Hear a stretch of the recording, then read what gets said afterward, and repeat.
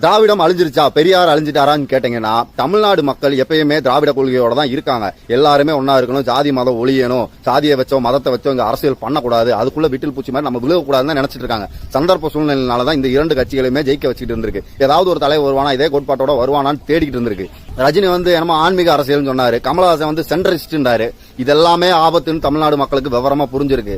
நடு பகுதியில அரசியல் பண்றதுன்ற ஒண்ணு கிடையாது. அப்ப நீ களவாணிப்பைய நல்லதா கெட்டதா ரெண்டுக்கும் நடுவில் நான் நல்ல கெட்டதுன்றதுக்கெல்லாம் இங்க வேலையே கிடையாது. அப்ப இருக்கிற நீ களவாணிப்ப உனக்கு சீட்டு தரமாட்டேன்பான்ட்டாங்க.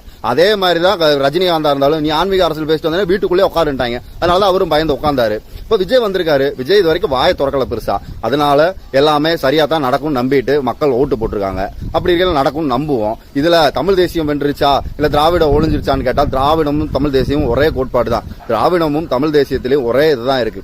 எல்லாரும் சமம். சாதி ஒழிஞ்சா மட்டும்தான் தமிழ் தேசியம் பிறக்கும். சாதி இல்லாம மதம் இல்லாம எல்லாரும் ஒற்றுமையா இருந்து இந்த நாட்டை கொண்டு போனா மட்டும்தான் நம்மளுக்கு விவரம் வரும், படிப்போம், என்ன அறிவியல்னு புரியும், எது கோட்பாடுன்னு புரியும். அதை விட்டுப்பட்டு இதுக்குள்ளே உட்காந்துக்கிறதா மல்லு கட்டிக்கிட்டே கிடக்கணும். திராவிடம்னா என்னன்னு சிம்பிளா சொல்றேன்.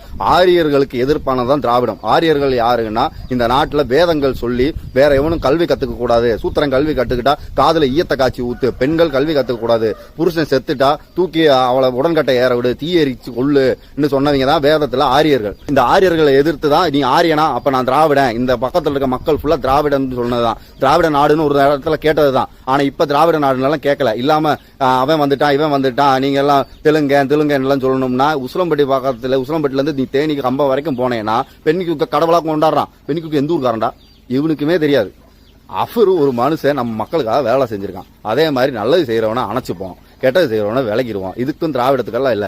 இது ஒரு கோட்பாடு. திராவிடமும் தமிழ் தேசியமும் நம்மளோட மாநில உரிமைகளை நம்ம மல்லு கட்டியோ கேட்டோ வாங்கணும். அதை எவன் பங்கம் வச்சானோ அவன் நீ எதிரி. இப்போதைக்கு ரெண்டே எதிரி. ஒன்னு ஒன்றிய அரசு, ரெண்டாவது இந்த ஆரியர்கள். இந்த ஆரியர்கள் இந்த ஒன்றிய அரசில் இருக்க பெரிய பெரிய பதவியில பிராமணர்களா உட்காந்துருக்காங்க. அது நீதிபதியா இருக்கட்டும், ஐஏஎஸ் இருக்கட்டும், ஐபிஎஸ் இருக்கட்டும், செக்ரட்டரியேட் ஆபீஸ்ல இருக்கட்டும், எல்லா இடத்துலயும் அவங்க தான் உட்காந்துருக்காங்க. நம்ம பையன் எத்தனை பேர் எவனுமே இல்ல. நீ எல்லாம் ஓபிசி எம்பிசி எஸ்சி எஸ்டின்னு சொன்னாலுமே உன் ஜாதியில இருந்து எத்தனை பேர் பெரிய அதிகாரியா உட்காந்துருக்கான். எப்ப என் ஊர்ல போலீஸ் ஒருத்தர் இருக்கானப்பா, எப்ப என் ஊர்ல ஒருத்தர் சோல்ஜரா இருக்கானப்பா. Decision maker. இந்த இடத்துல முடிவு எடுக்கிறவன் யார் இருக்கா?